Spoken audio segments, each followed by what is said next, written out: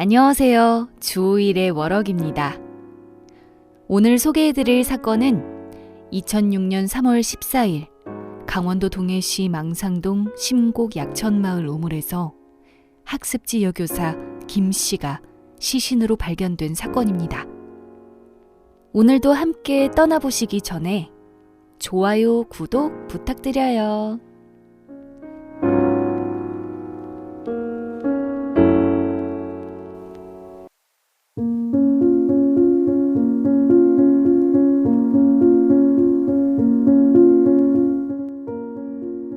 (2006년 3월 14일) 봄철 영농 준비로서 퇴비 살포 작업을 돕기 위해 약천마을을 찾았던 A씨는 작업 중 목이 말라 물을 마시려고 밭 근처에 있던 우물에 갔습니다. 그런데 평소 시원하게 잘 나오던 물이 그날따라 찔끔찔끔 나오는 것이었습니다. 이를 이상하게 여겼던 A씨는 바가지를 계속 꼭지에 대어놓고 물을 받았는데요. 그때 사람의 긴 생머리가 나왔습니다. 섬뜩해진 A씨는 급히 나무로 된 우물 뚜껑을 열고 안을 살펴보았는데 우물 안에는 사람 시체가 들어있었습니다. 처음에 A씨는 사체의 피부가 마치 인형처럼 곱고 하얘서 조금 큰 인형을 누가 장난삼아 던져넣은 것으로 생각했습니다. 그러나 혹시나 하는 마음에 만져봤더니 사람의 피부와 같은 느낌이 들어 약천마을 통장으로 재임 중이던 최 씨를 불러 이 사실을 알렸습니다. 보고를 받은 최 씨는 처음엔 농담으로 생각했으나 산불 감시원으로 일하고 있는 동네 노인도 오토바이를 타고 와 같은 말을 반복하고 있었으므로 급히 우물로 가보았더니 150cm가량의 작고 가냘픈 체구의 여성 시신이 나체 상태로 우물 안에 있음을 확인하고 지체 없이 경찰에 신고했습니다. 신고를 받고 출동한 경찰은 감식 작업을 통해 사망자의 신원이 동해시에 거주하는 24세의 학습지 여교사 김씨라는 것을 밝혀냈고 그때부터 본격적으로 수사에 착수했습니다. 사망자 김씨는 시신이 발견되기 6일 전인 3월 8일 밤 9시 40분에 실종 신고가 된 상태였습니다. 김씨는 그날 부곡동의 한 아파트에서 가정방문 교육을 마친 후 귀가하던 중 연락이 두절된 것으로 밝혀졌습니다.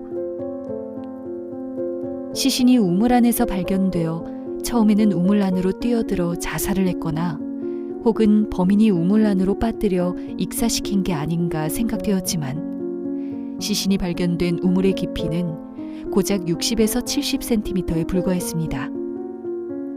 부검을 통해 사인을 밝혀본 결과 피해자의 사인은 경부압박 질식사로 밝혀졌습니다.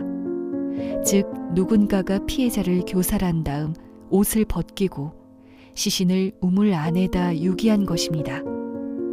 또한 피해자의 위 속에서 검출된 음식물이 방문한 가정에서 대접한 음식으로 밝혀져 실종 당일에 살해당한 것으로 판명되었습니다.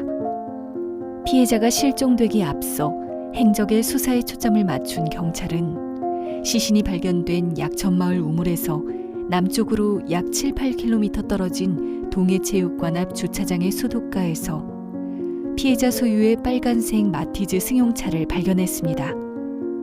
그리고 그 차 안에서 피해자의 옷가지와 일부 소지품이 발견되었습니다.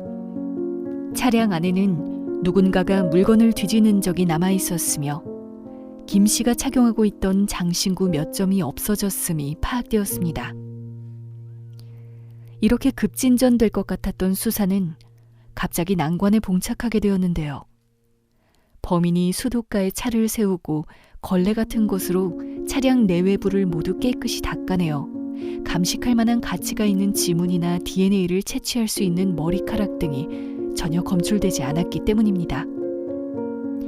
피해자가 마지막으로 들른 곳으로 확인된 부곡동의 가정집은 피해자의 시신이 발견된 약천마을과 피해자의 차량이 발견된 동해체육관의 중점에 해당하는 지역인데 경찰은 이를 토대로 부곡동에서 가정방문 교육을 마치고 차에 타려던 피해자를 범인이 덮쳐 살해한 것으로 판단했습니다. 시신은 알몸 상태였지만 약간의 손상이 있는 것을 제외하고는 정액이나 체액 등은 전혀 발견되지 않아 범인이 처음에 성폭행을 하려 했으나 피해자가 저항하여 미수에 그치고 살인을 저지른 뒤 약천마을 우물 안에 시신을 유기한 것으로 추정되었습니다. 부곡동을 기준으로 시신이 발견된 약천마을은 북쪽으로 4km 지점에 있었고 차량이 발견된 동해체육관은 남쪽으로 4km 지점에 있었는데 이는 수사에 혼란을 주기 위한 범인의 술책이라는 게 경찰 측의 주장입니다. 그리고 그 문제의 차량이 약천마을 우물 인근 도로를 지나는 것이 마을 산불 감시 카메라에 포착되었습니다. 그러나 안타깝게도 범인의 인상착의를 식별하기는 어려웠습니다. 심곡 약천마을 정보화 위원장 최 씨는 약천마을에 뚜껑이 있는 우물이 있다는 것을 알고 대담하게 시신을 우물에 유기한 것을 보면 범인은 이 지역 지리에 대단히 밝은 것으로 보인다고 주장했습니다. 경찰은 이후 피해자 주변 인물을 중심으로 수사에 나섰으나 뚜렷한 성과를 올리지 못했습니다. 당시에는 차량용 블랙박스가 보편화되지 않았었고 방범용 CCTV가 널리 보급되지 않았던 데다가 시신이 발견된 지역이 시골이었기 때문에 범죄에 매우 취약했습니다. 사건 이후 한동안 잠잠했던 동해시에 또다시 큰 사건 2개가 발생했습니다. 그 살인사건이 있고 3개월이 조금 못된 2006년 6월 1일 밤 동해시 부곡동의 어느 아파트 인근에서 자신의 차량에 탑승하려던 40대 부녀자가 갑자기 괴한으로부터 습격을 당했습니다. 범인은 이 여성을 성폭행하려다 미수에 그치고 피해자를 목을 졸라 죽이려 했습니다. 피해자가 의식을 잃고 쓰러지자 범인은 피해자를 도로변에 버리고 달아났습니다. 당시 그 여성이 유기된 장소는 우물안 시신으로 발견된 피해자 김 씨가 발견된 약천마을 우물 근처였는데요. 생사의 기로에서 피해자는 극적으로 의식을 회복했고 경찰을 찾아가 당시 상황을 진술했습니다.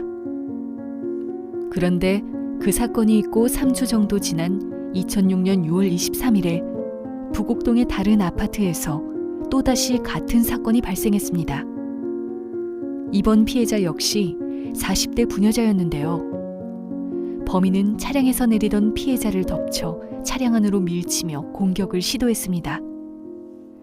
하지만 피해자가 비명을 지르며 완강히 저항하자 바로 인근 골목으로 달아났습니다.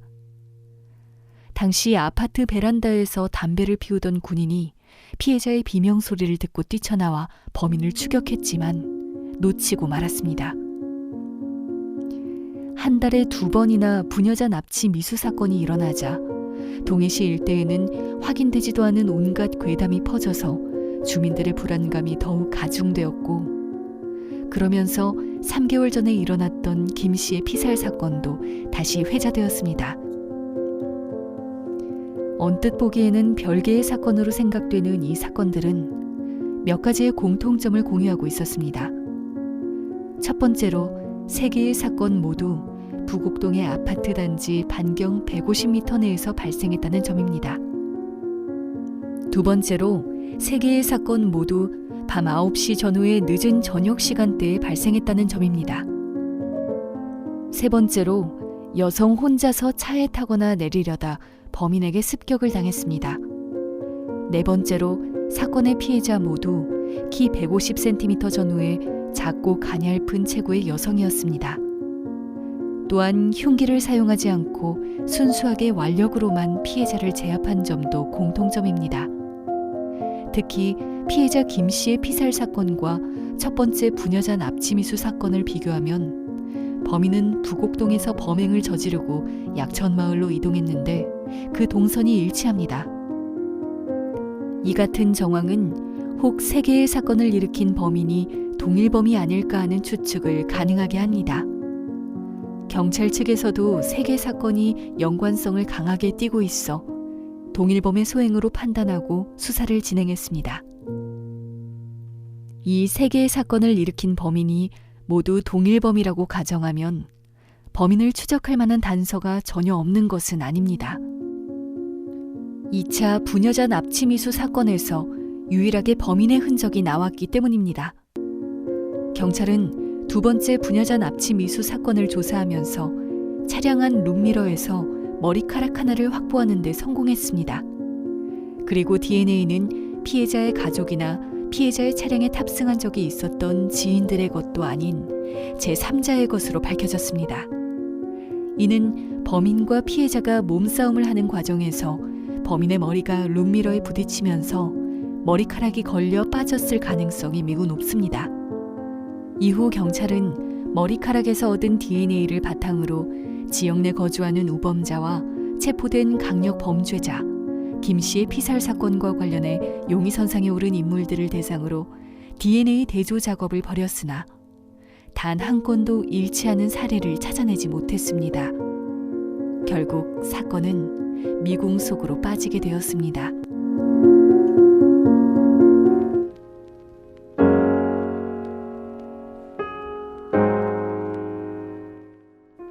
오늘은 동해 학습지 여교사 살인 사건에 대해 소개해 드렸습니다.